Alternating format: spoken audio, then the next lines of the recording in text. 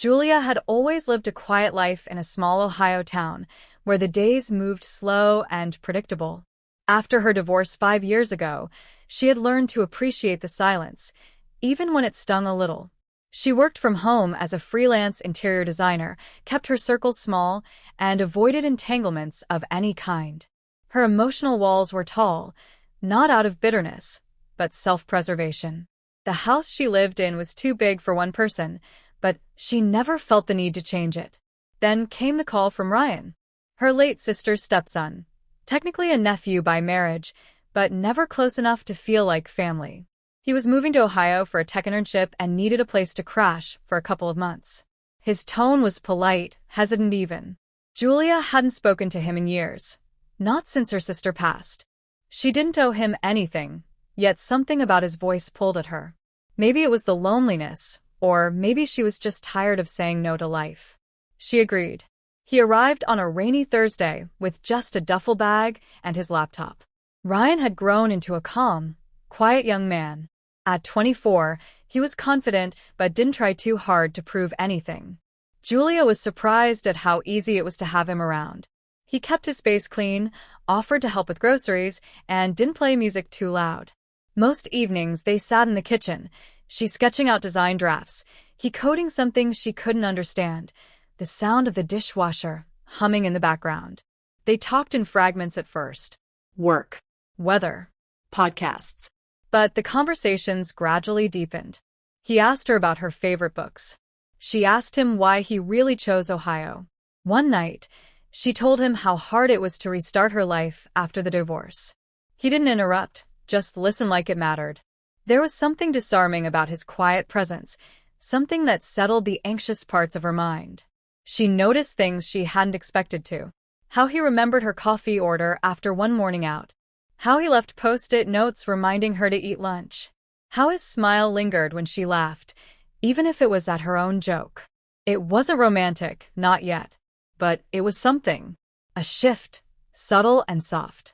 She caught herself wondering how long he'd stay. Then wondered why she was wondering at all. It wasn't like her to get attached. Still, when he talked about possibly extending his stay beyond the internship, she didn't discourage it.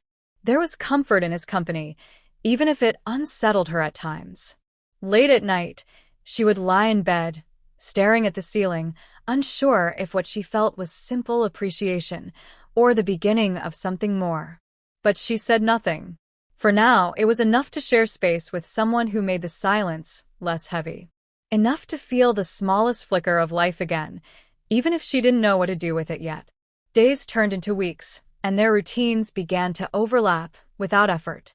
Mornings were shared quietly, a passing of mugs and brief exchanges over emails and deadlines.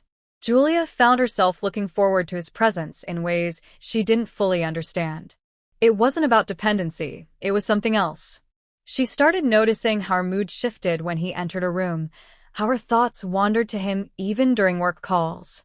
He had a way of asking questions that made her pause, questions that weren't surface level. He wanted to know what made her happy, what scared her, what she regretted. No one had asked her that in years. She learned things about him, too. He had dropped out of law school before pivoting to tech. He'd spent a year traveling alone, searching for something he couldn't name. He admitted feeling rootless, unsure of where he belonged. She related more than she let on.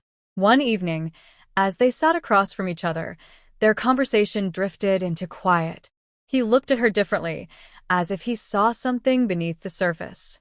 She noticed it but said nothing. That silence carried a new kind of weight. Her heart beat a little faster, not from fear, but from awareness. Something unspoken was slowly growing between them, and neither seemed in a hurry to stop it. He started bringing her small things from his errands, a lavender candle, a jar of honey she mentioned once. She told herself not to read into it. It was just kindness. But she knew better. Her friends used to joke that she'd forgotten how to flirt. Now she found herself overthinking her outfits, brushing her hair differently, laughing a bit more freely around him. There was a moment, brief, but undeniable. She was pouring wine. He reached for the bottle at the same time. Their hands met. She didn't pull back right away, and neither did he. Their eyes locked, just for a second too long. She stepped away, brushed it off with a smile, but her heart told a different story. That night, she barely slept. She started questioning herself more. Was this just loneliness? Was she misreading his kindness? She didn't want to make assumptions, or worse, act on something that wasn't mutual.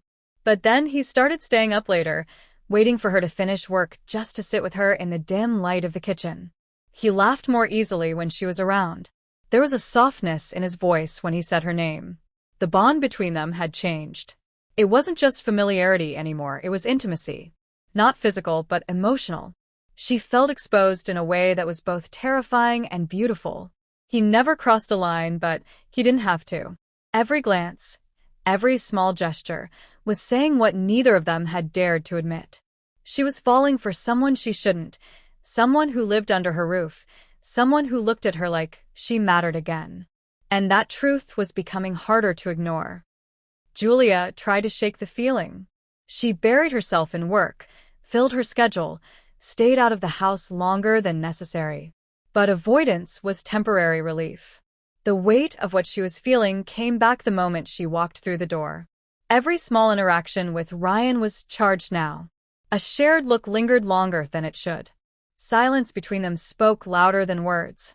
She didn't know how to name it without breaking the fragile balance they had. She questioned her own judgment constantly. This wasn't some teenage fantasy. She was nearly 40.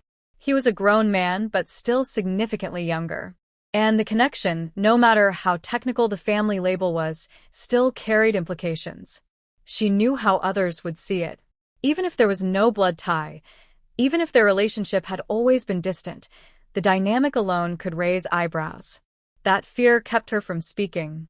Ryan, however, wasn't hiding behind the same uncertainty.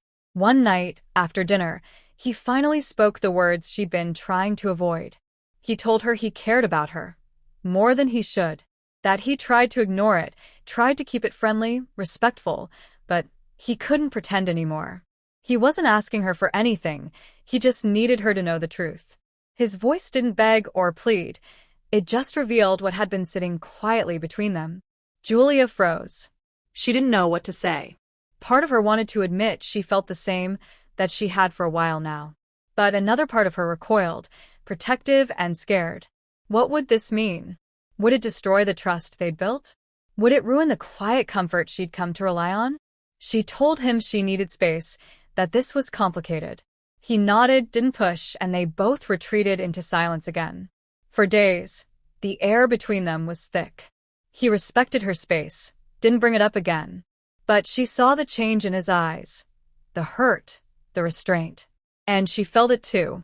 The house no longer felt calm. It felt like a choice she wasn't ready to make was waiting in every corner.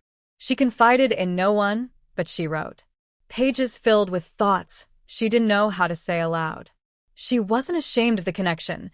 They were both adults, both consenting, both aware of the boundaries. But society didn't care about nuance. It labeled quickly and harshly. Still, deep down, she realized the fear wasn't about what people would say. It was about whether she was brave enough to let herself be happy again.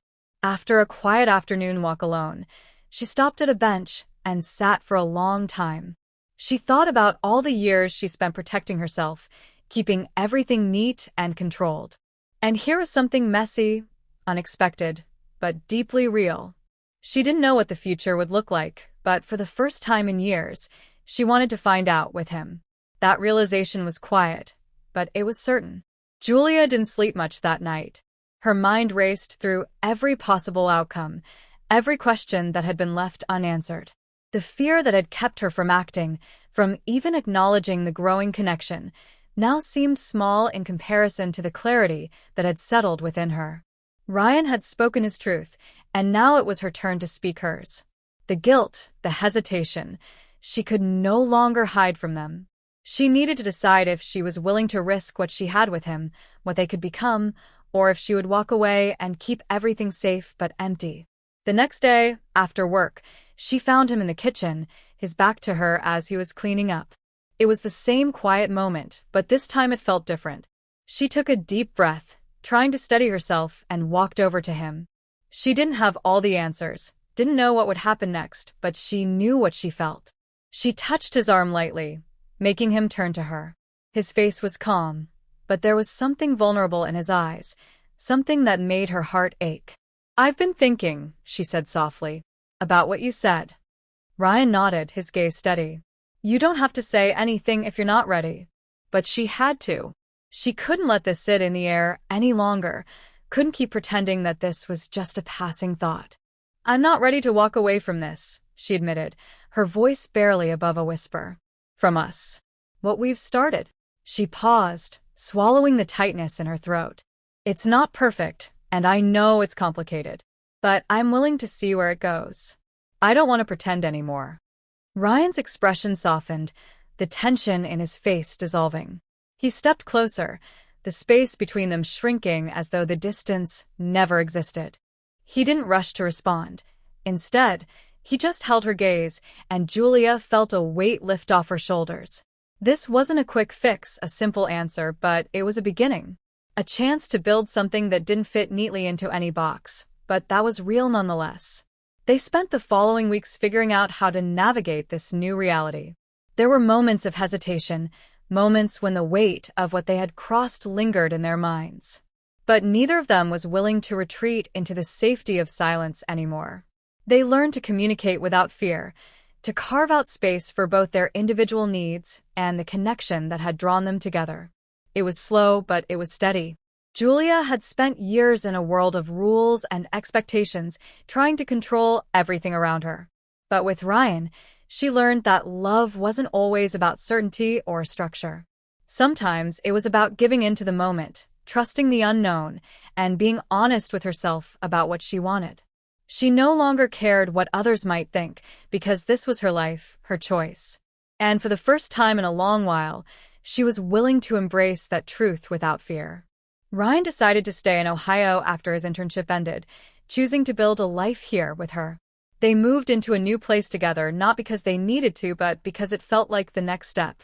It wasn't about making a statement to the world, it was about creating a space that felt right for both of them. The love that had started as an unspoken connection grew into something they could no longer ignore. It wasn't perfect, but it was theirs, and it was enough. As Julia sat quietly, reflecting on everything that had led her here, she smiled to herself. She didn't regret the decision. In fact, she knew it was the best one she could have made. Because sometimes, love didn't have to make sense to anyone but the two people who shared it. And for the first time in a long time, Julia felt complete.